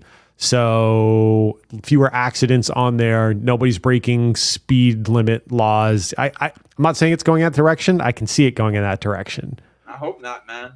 I like my fucking muscle cars and shit. Well, I like my muscle car. You're going to have to keep, like, people are going to have to buy analog gear, old school analog muscle cars and like JDMs, like first couple generation NSX, shit like that. Like, it's the only way you're going to be able to tool around. Yeah, man. Speaking of technology, bro, let us move on to my favorite technology-based token. Can you guess which one that one is, Twinkie? Phantom? Phantom, son. Let us go over to the Phantom charts, bro. So I cleaned up my fucking chart. I mean, you could tell I cleaned it up a lot, bro, because you don't see a lot of fucking shit on here, bro. A couple trend lines. Now, you do see these two fucking support resistance zones with a W. That stands for weekly. Of course, these are weekly support zones and resistance zones. And you can see we're kind of like bouncing around in this channel. You could argue, yeah, it's a little bit of a channel, man, because we did make contact down here on the daily on around August 2nd, 2024. Made contact again August 24th. Came back up, made contact again September 20th, and the downsides where we did make contact was September 14th, and then again these two dates of October 10th and 11th, and we're bouncing around in that channel. We're currently grinding up very slowly into this area over here. Now, if you cats know anything about patterns, that is usually an ascending triangle for the most part. Let's see if it plays out, if anything. If I grab this tool right here, push it up this way, bring this way, no, it doesn't play out too well. You know what I mean? It looked a little bit like an ascending triangle. Let's try that again, una vez más, maybe halfway. Maybe you can make an argument right there, Twinkie. You know what I'm saying? Maybe, perhaps, that we're bouncing around in there. You could argue that point. Nevertheless, this is what you call an ascending triangle if it does end up playing out. You can see that I have this Elliott wave structure on this end over here. And if I pull this sucker back down this way, it would make sense that we keep grinding up to the upside and we end up breaking the support zone of about 75 cents. Now, if we activate our EMA ribbon on this bad boy, Phantom is riding the trend of the EMA ribbon, and we're getting a little bit of fanning motion. The only thing about it, the 200 EMA is right under the EMA ribbon, and it's acting as an extra area of support. As far as Bollinger Bands goes, We are getting a little bit sandwiched in, not by a lot. Let me see if I can turn off some of these fucking drawings. You can see that we're above. Are we above? We're above this 20 moving average. And we do need to break above the first standard deviation at about 71 cents, going all the way up over here to about 76 cents. So that range to there are areas where we may end up getting rejected. As far as 60-day cycles goes, the weird thing about this, and I forgot to show this to you cats, is that Phantom is not really operating too much on 20-day cycles, hence why I don't have a lot of cycle patterns on here. And I forgot to show you cats this on GigaChat. GigaChat is actually functioning on 60-day cycles. After we're done with this chart and the next chart, we'll go revisit GigaChat because I know that's important information that you cats do want to follow up, since we do have a lot of Giga fans in this fucking chat. Now, if I activate my RSI on this bad boy, you could tell that we're approaching that buying zone of about 49.43. I like buying in between or below that. Hopefully we do come to the downside and get an opportunity to buy on the daily. But let's check this sucker out on the weekly. Let's see what it looks like on the weekly, man. Oops. Control Z. Move my Elliott wave pattern here. And you can see that we are facing some resistance here, hence why I do have those drawings there. Next area we would need to compromise would be at approximately 84 cents. Now, I can pull this sucker back over here, and it would make contact with this zone over here initially when Phantom did pump on the way up to its fucking double top in 2021. So those are areas we are seeing as resistance. If I activate the EMA ribbon on Phantom, we're still somewhat bullish, and we're starting to fan out a little bit. It did seem right here, Twinksters, that we were about to flip bearish, but now it maintained its pattern. I would like to see it dump. It doesn't say that we're heading that way, but that is what I got on Phantom on this bad boy. And it's not really functioning too much on 20-day cycles, hence why I'm not showing you cats 20-day cycles of anything. I did find a day 17, a day 9, right translated 19 with a day 17 top. That is the immediate area we do have to beat, but of course I did draw it out via trend line. So go ahead, Twinkie. Yeah, so for me, I've said this a few times, I am conceiving of Phantom right now. If you get a decent entry into Phantom, knowing the future, where it'll swap 1-for-1 for Sonic, is effectively a pre-buy on Sonic. Now, we don't know necessarily what the Sonic chart is going to look like. Too many unknowns on that front. But I am personally looking to add to my Phantom ecosystem positions if good buying opportunities present themselves. Yeah, and I intend to as well, man. If the Pi cycle top does end up playing out, man, with Bitcoin and it dumps, bro, I am taking advantage of that, and I am buying into Phantom. So I just want to further clarify. I did say Phantom ecosystem. That doesn't necessarily mean solely Phantom either. And I know we got another one in the hopper we're going to talk about tonight. So yeah, but I'm looking to add to my invest more into the Phantom projects and Phantom ecosystem projects. Yeah, I agree with the Twinksters, man. All right, next token we do have coming up. Monkey's ready. None other than motherfucking Equalizer, son. And Equalizer, actually, Miguel's been shilling it a lot, man. I had a conversation with him today. He kind of convinced me, hey, man, you should get into Equal. And I told him my concerns, and he went ahead and he explained this to me. All right, good to go. It makes sense, bro. And I did do a little bit of fucking cycles on this, or 20-day cycles. I didn't manage to finish. I didn't manage to finish the whole chart. I did have to run a lot of errands today, and I didn't get to complete it for you cats. I wish I could have. But I don't want to end up starting the stream at 10 p.m. if anything, man. You know what I'm saying? You could see that we are bouncing around with this ascending triangle, and that's you see where fucking Equalizer's heading. Now, one thing I do notice here, it says 3.1 million market cap. I wish it was a 3.1 million market cap. I'll show you monkeys the correct market cap right now, and you can see that we're forming a little bit of a cup and handle, man. Let me draw this out for you cats, and this is on the daily. You can see that I have these two candles here, this green one and this red one, and it's pushing up this way, and I would expect a pullback so we can get that cup and handle so we end up shooting to the top side. That's what I would like to see on this bad boy. I'll probably buy a little bit just to get rid of my FOMO and wait for a little bit of a pullback. I am not aping in the entire fucking bag. If it escapes, it escapes. It is what it is, man. Most of my bags are packed, but in order for that cup and handle to play out, let me see. I would need to see it break out a little bit above this area here of about 12 cents and 54% of a penny. We are printing a UTC candle right now, and it does seem like it does want to make contact with this area of about 1246, and then we would see a pullback before it starts rallying again. If it does end up doing a motherfucking a cup and handle. Now, one of the things I am noticing here, we are getting a bearish advance. We're getting this fucking big ass candle, this follow up candle, and then the third one. And what I'm noticing here, Twinksters, is that we had a lot of buyers buying up here. Boom. Buyers buying less, and then the buyers buying a lot less. I don't know if that means they're fatiguing. That could mean that they're probably fatiguing out. If yeah, a lot of times, not always, but a lot of times when you see that swing in volume, like a surge in volume and the like, and then trends start reversing, yeah, potentially coming. Maybe we're going to come back down to that trend line. Yeah, it would make sense. Now, mind you, we are pushing up on this Bollinger Band as well, and then we're getting that fucking that bullish. I forgot the name of it, bro. I just mentioned it right now, man. Brain fart. Too much fucking McDonald's coffee, bro. You know what I'm saying? Bullish advance. Bearish advance. You can see that we're getting it right here, man. And this usually entails we may end up pulling back. I'm okay with that. You could see that we could make contact, possibly, with this 20 moving average, if anything, coming up over here.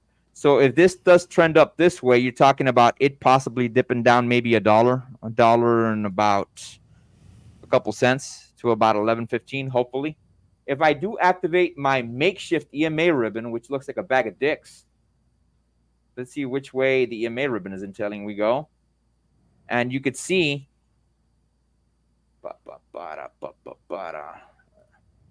you could see that we are kind of bouncing around on top of it. We did make contact with this area, and we used it as a springboard to come up this way. Now, let's look at this chart. Go ahead, Twinkie. You wanted to mention something? Yeah, as I say, like, you got anything for like RSI or MACD on that one? Let's see what we got on via MACD on this bad boy. MACD, son.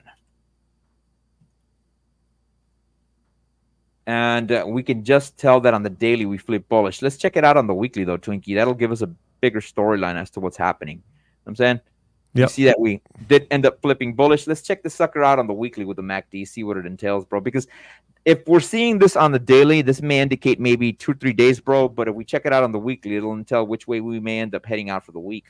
So let me turn off all this fucking convoluted shit, bro, because I don't want to confuse our viewers here, especially people that are driving fucking semis and shit like that. I don't want them to end up fucking crashing because of my ass.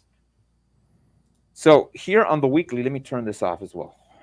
You can see that we are forming that ascending triangle. Turning this back on, 21, the details we do have on this bad boy. You can see that we're still a little bit bearish, though, Twinkie, as far as the EMA ribbon goes, because we have the red portion at the top and the blue portion at the bottom. So that indicates we're bearish, but nevertheless, we're still getting a little bit of volatility, if anything. You know what I'm saying? And you can tell it's playing out that way because when we were dumping here all these weeks, the red was at the top. You know what I'm saying? Or the red line continues to be at the top. We are starting to squeeze a little bit, and it may end up flipping, though. So I'm hoping that it does dump, but that's not what I'm seeing on the charts, bro. I love being a bear, so I could buy a little bit more. You know what I'm saying, Twinksters? We're on discount shopping. Talking about the MACD, son, moving average convergence divergence. Let me add that to my fucking arsenal here. Turn off this fucking volume shit because it's histogram. And we're still somewhat bullish here, Twinksters. We just flipped. You know what I'm saying? See that right there? But that does not mean we can end up crossing over, bro. Of course, I'm expecting a little bit of a pullback if we do make a little bit of a cup and handle. Did you have any information on this, Twinkie, that you wanted to mention? Not directly on this one. Let me just kind of eyeball something. And so we're going to do this one live because I was just kind of poking through in the background, and we'll get Boogie's take on it. Sure. Is this about equal though? It is. Okay, cool. Let me show these cats the website real quick, and then we'll evolve into your statement. Let's do it. Because if we go back, you can see that clearly it says 3.2 million market cap. Again, I wish that was the case. But let me share this with you, monkeys, because you guys can see exactly where it's at. Present, share screen. And we've looked at some other projects, right? And Deck Screener is not always correct with the way it handles market cap. Yeah, and you can see that the market cap is actually at 16.7 million, bro. Mind you, monkeys, we did catch Giga at 14.7. It's still at a great buying volume, bro. And talking to Miguel about this, I told him, well, why don't we go do Beats, bro? Beats is like at about 4 million market cap. He goes, yeah, man, but you'll probably make more gains on Equalizer. Everybody's going to Equalizer instead of Beats. Not to say that Beats is not going to do fabulous, but you're getting 16.7, son, and it's still got a lot of potential to run to the upside. Remember what Giga ended up doing for us? So, dude, it's at a great buying opportunity, if anything. Twinkie, let me share your stuff, if you don't mind. You ready? Yeah, ready to rock. Boom. So this is the equal phantom ratio, and Boogie, you're more of a TA charts person than I am. This looks like it's forming up for potentially an ascending triangle. Yes, it is. So that means we're going to end up freaking breaking to the upside. Points of contact, you've got one. This is on the what? Daily? Daily, yeah. Put it on the weekly, bro. See how many points of contact we got? Yeah. One, almost. Okay. We got the beginning one over there. One. Right. Like I guess we could play with this a little bit depending on what what we want to call it. Two, three, almost three, and then we came. Yeah, bro. Absolutely, bro. This is playing out. Ascending triangle. We're probably gonna end up pumping to the upside. Put it on the monthly, Twinkie. I'm curious. Yeah, no problem.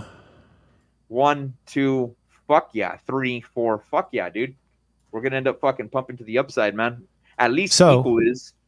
What this is for the viewers, because it's a related but different chart. And so if you are looking at stuff on Deck Screener, if you look up here, you could flip between US dollars or the other token in the liquidity pool. In this case, it's equal and some wrapped phantom, aka phantom.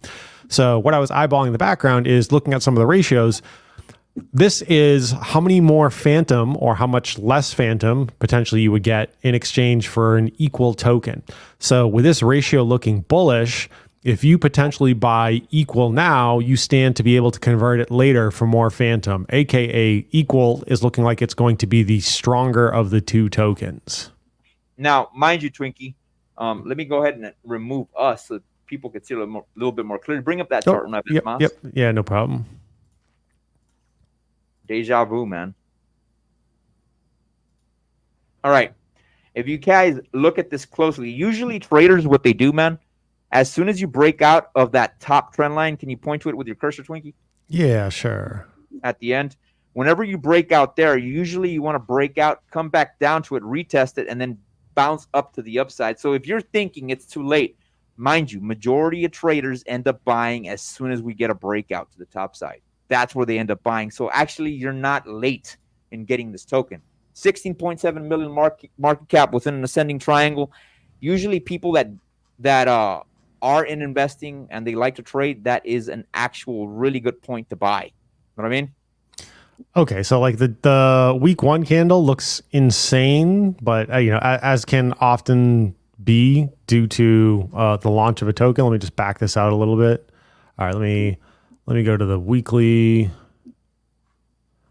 on this. All right.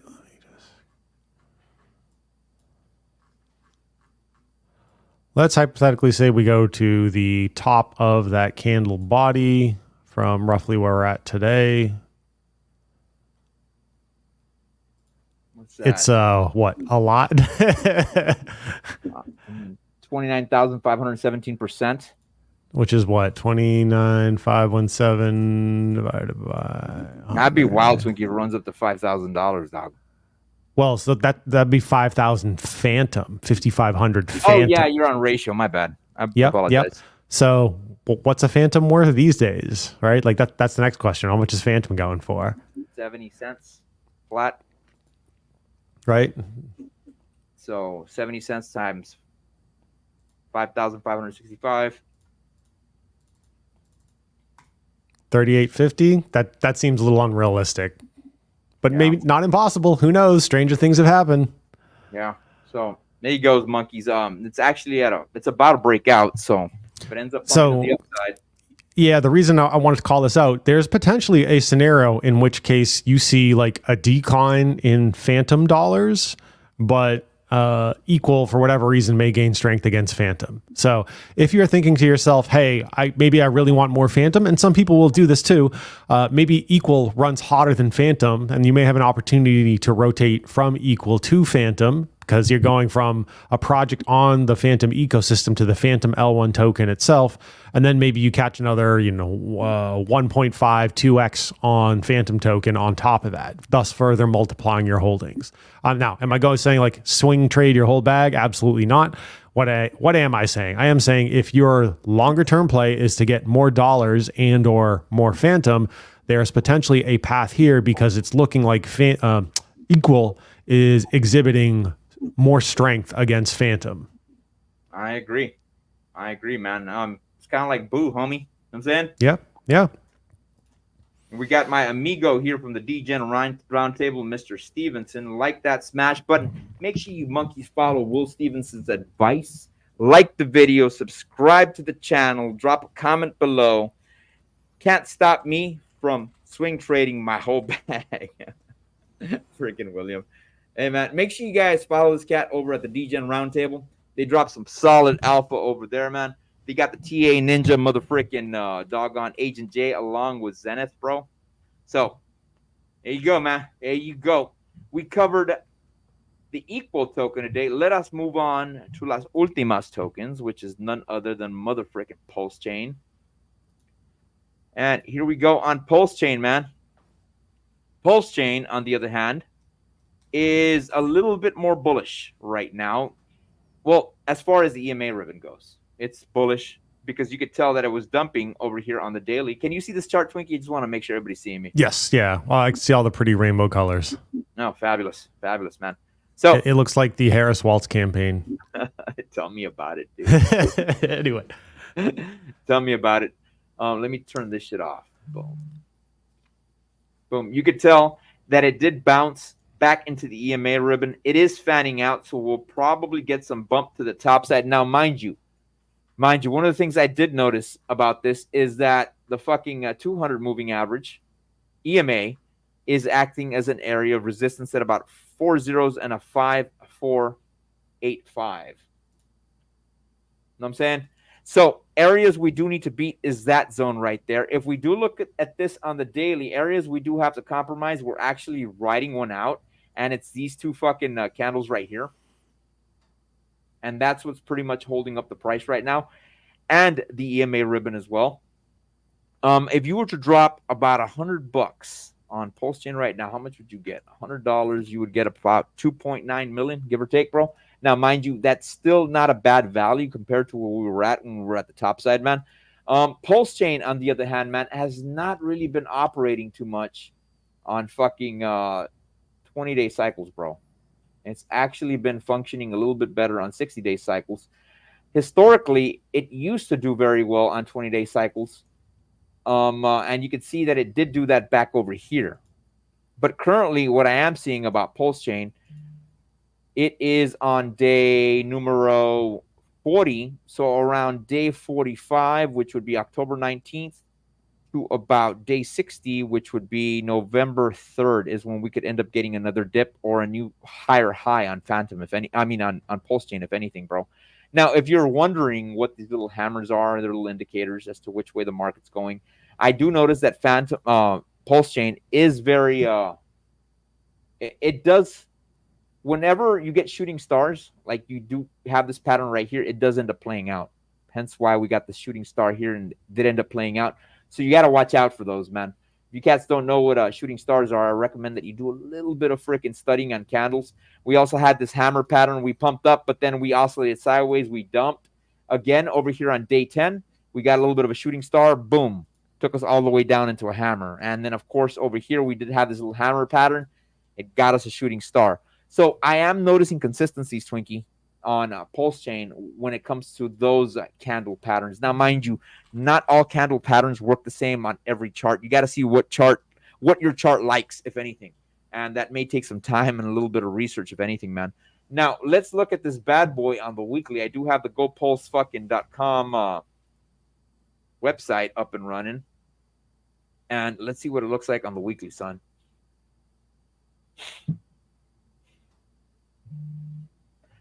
And you could see that we are a little bit bearish on the weekly. That brings joy to my heart, Twinkie, because I do want this motherfucker to dump, bro. I want to buy some more. You know what I'm saying? And the EMA ribbon is entailing that because you do have the red ribbon to the top side and the blue to the bottom. And you can see we're trying to break past this fucking one support level, about 4 zeros and a 4713.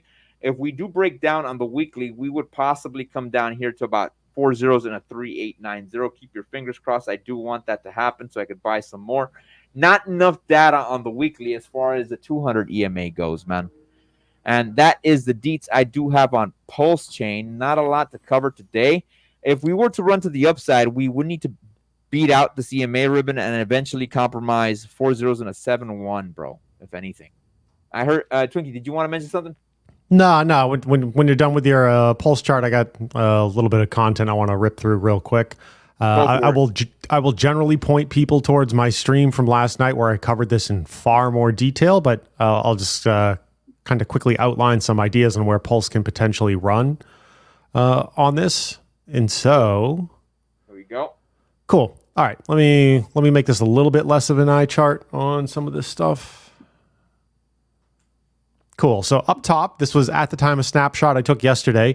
The total liquidity on the buy side of Pulse. So basically, Richard Hart has a post on Twitter from March where he outlines how the automatic moneymaker works for PulseX. The really short version is every time you double the liquidity, the price will 4x from there. So each time you go through, if there's 40.5 million, I got to add 40.5 million to generate a 4x in price. This is my new set point. If I want to create another 4x on this, I got to double this liquidity again, rinse, repeat.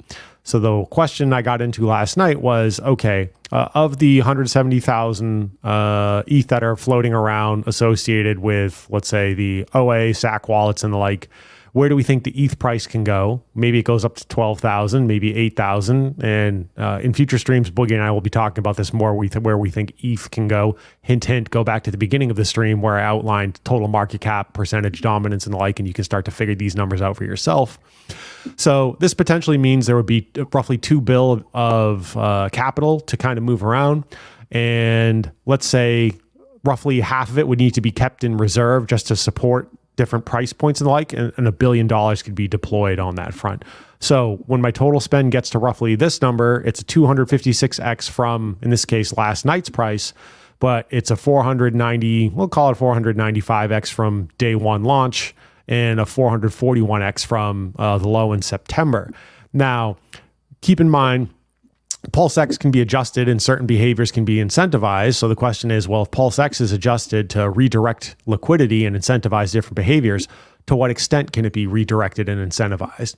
So for conversation's sake, I'm not saying this is going to happen. I'm just saying for conversation's sake, I threw down a number. Well, if it goes to 80%, then you suck out the liquidity. It becomes easier to drive the prices and candles in certain directions. Well, now Richard and team would potentially have $1 billion they could throw in to drive like an 87-cent pulse, which would be a 16,000 plus X from last night, but a 31,000 X from day one, just to throw some different ideas out there. Realistically speaking, this would give Richard, unquestionable GOAT status. Hey, first major project I did for Hex that did a 10,000x plus. Oh yeah, by the way, I beat the SEC, and then I did another 10,000x project. What you got now? Boom, son. Crazy. Yeah, fucking, I can imagine George's face when Cryptos Are Us, bro. Saying. Yep. So there you go. A little bit of pulse magic, pulse moon math for people to look into. Let's see which way the Pulse Chain fucking market goes. Speaking of Pulse Chain, man, let us continue over to Hex. Hex, how's it looking on Hex? We got all these pretty lines here with butterflies and pregnant woman, bro. What's not to like? You know what I'm saying? I don't know, we- man. Butterflies are like demons, right? Like women with butterfly tattoos. Isn't that a thing where they argue it's a demon, like a demonic symbol? I think I've read this on Twitter, so clearly it must be true. Yeah, I think GG33 was talking about that, man. If anything, you know what I'm saying, dude. Yeah, that sounds like a GG33 thing. I was talking to a homie, bro, and he listened to GG33. I'm not gonna mention his name. He goes, dude, it makes sense. And I was like, dude, the craziest sex I ever had was with chicks that had butterfly tattoos, bro. What a coincidence, man. I'm saying, ay, bro, ay. Cuban chicks, man, Cuban chicks, crazy Latinas, bro, crazy Latinas, dude. All right, I had a meme for that, bro. But okay, what are we looking at when we're looking at hex, bro? Currently, hex's value is at about 1 penny and 33% of a penny. Now, we did end up getting a bullish harami here, and hex is pretty what's the word, Twinkie? It's sensitive to the bullish haramis.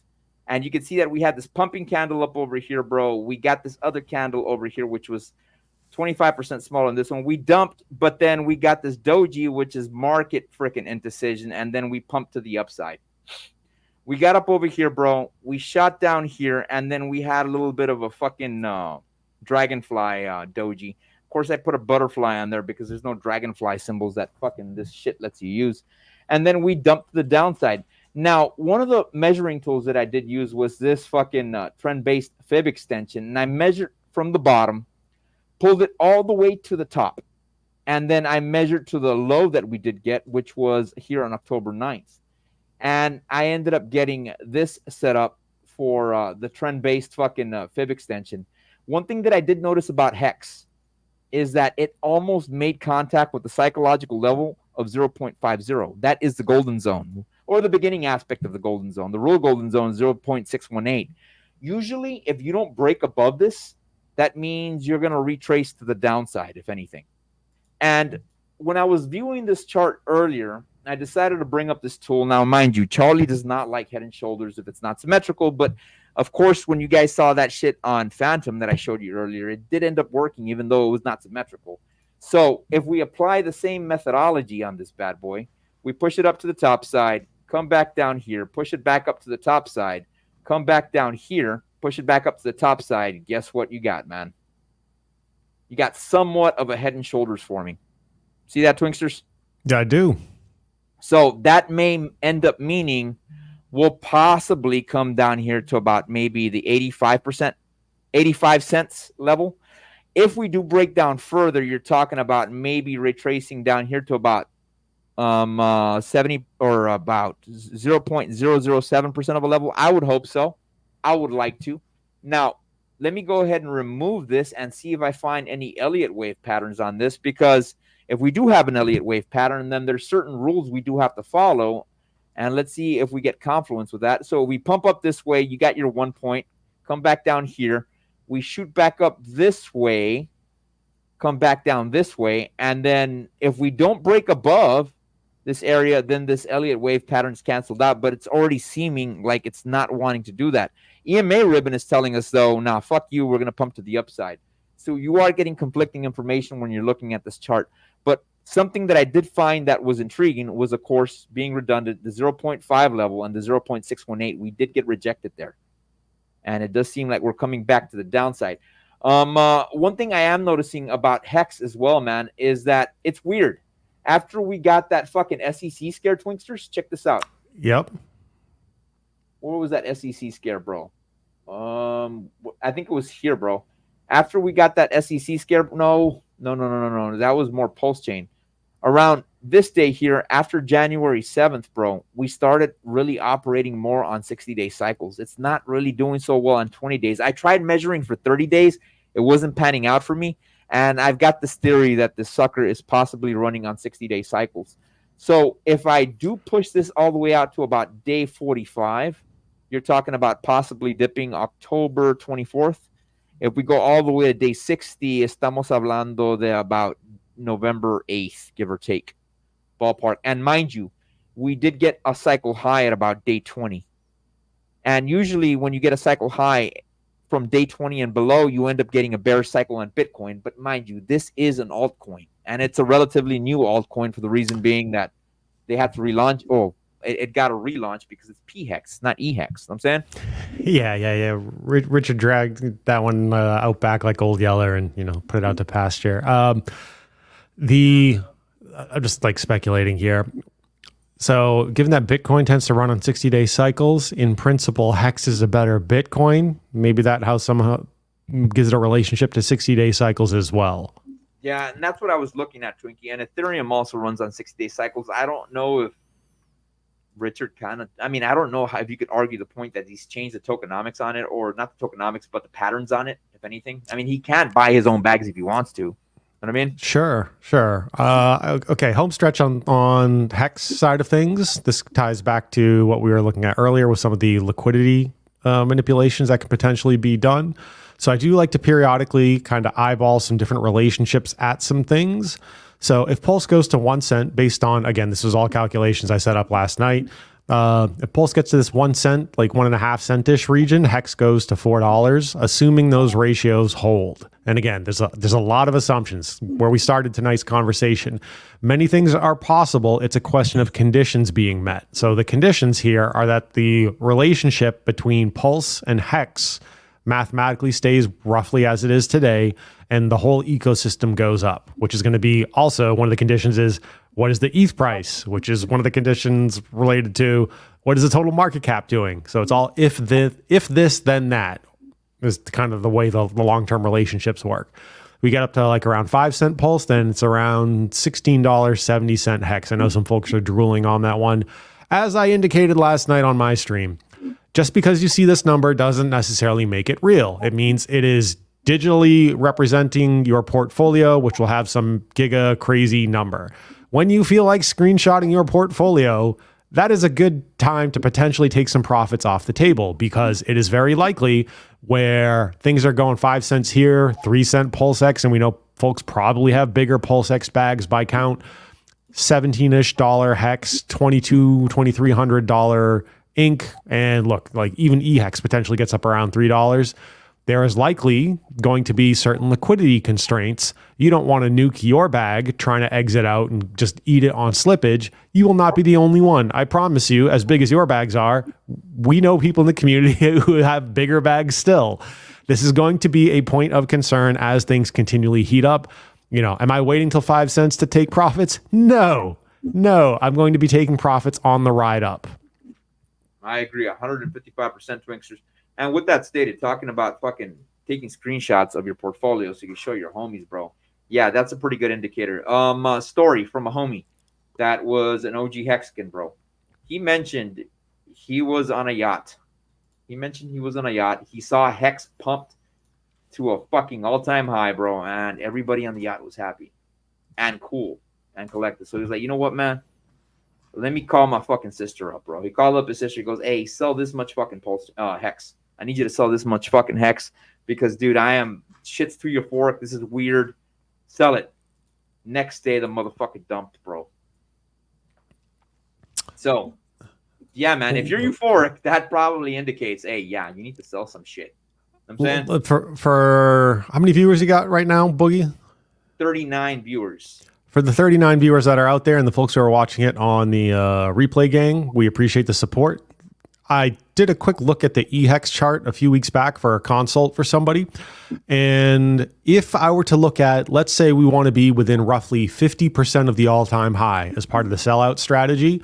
Granted, you don't necessarily know what the all-time high is going to be until we're on the far side of it. And then things are a little more obvious in retrospect. But just kind of looking retrospectively, you would have had a collective 2 opportunities in total for a span of roughly 50-something days to sell within 50% of the all-time high, right? It was like it was like 40-something days and then 10 days.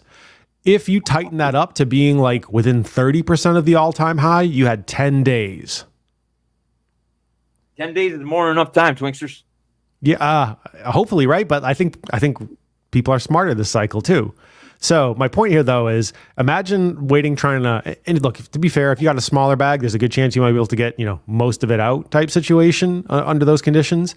For folks who have larger bags, we know people who have like billions upon billions of different tokens in that ecosystem. Are they going to be able to get them all out at once? Probably not. So they're probably going to be in a situation where, hey, I need to get out $1 million today. So maybe that's multiple $100,000 sales, $150,000 units, 200,000 units on my exit. You know, they're probably taking off like 50, 60, 80 grand a day. They're not going to be able to walk away with like 40 mil at the ecosystem in one day. It's just not going to happen. If they did, they would nuke the chart for themselves and then for everyone else.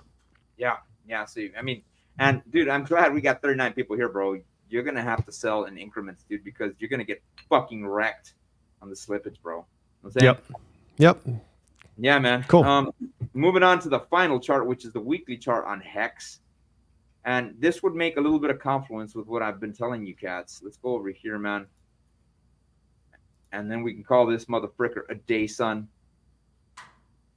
This is the weekly chart on Hex, man. Now, mind you, cats, I did show you that fucking Head and Shoulders, makeshift Head and Shoulders I did have for you cats, man. And it would only make sense that we continue bouncing around in here. I would like it to come down here this low. Maybe it doesn't. Maybe it stops here at this trend line of about fucking 69% of a penny, bro. So just be ready for it. Have some dry powder, bro. You could tell that we kind of wanted to push to the top over here, but not so much. So that probably would tell me that we would not run all the way to the downside, bro. I would like to, but if we stop here at this trend line, that would be dope. 70% of a penny, bro, or possibly here at about 1 penny. Now, let's look at the EMA ribbon on this, and then we can call it a day, monkeys. And you could tell that we are a little bit bearish on the weekly, though. But it does seem like we do want to flip, Twinkie. You can see that the EMA ribbon does want to go bullish to the top side. You know what I'm saying? But if it doesn't, that means we'll probably come to the downside, man. I'm hoping my gut feeling is correct and we do end up dumping at least one more time. I would like that to happen to buy more. But I'm giving you the data as I see it, monkeys. And that is pretty much it on Hex for today. So, Twinksters, where can they find you at, homie? Yeah, so I know you got my socials posted down below. I'm at Mr. Angry Twinkie on virtually all platforms. You can catch me on my Linktree. Twitter is a great place to catch me. If you're in Telegram, feel free to hit me up in some of the different chats I'm in. Just drop me a message. More than happy to talk about crypto and AI and medicine and all sorts of other fun stuff. How about yourself, Boogie? Aside from here, where can the people find you? Now you can find me on Rumble at crypto_boogie. Instagram, the same handle I have here, US crypto_boogie. And the same thing for Twitter, US crypto_boogie. If you look below here, you'll see Angry Twinkie's link. You can also see everybody, all my other links at the bottom. Make sure you monkeys give this video a like. It motivates me to keep dropping alpha for you cats. While Miguel and Charlie are away, me and Twinkie are going to be trying killing it. Of course, we do have daytime jobs as well. We'd like to be here a lot more. Hey, but it is what it is, man. Subscribe to the channel, drop a comment, and we will catch you monkeys on the flip side. Fuck you and fuck cryptocurrency. We've been going hard for too long. Can't get enough with a shoe on. Really ain't nothing I can drop that. Wake up in the morning, make it all bad. It's nothing to get it poppin' on the road. Roll up and away. Here we go. Now Martin had a dream. I've been dreaming about gold. Tell him I just wanna shine and I gotta show up on the scene. Walk right through the door. Got a nigga on repeat. It's my double up flow. Vibrate the whole building, ringing through your phone. Waiting till the smoke clear. Can you see me through the phone? Say now, Shibboleth. It could go all bad. We be going hard with your exo tic-tac. Tacky motherfuckers must not be hip. Yeah, life is a bitch, but I bet I get that bitch.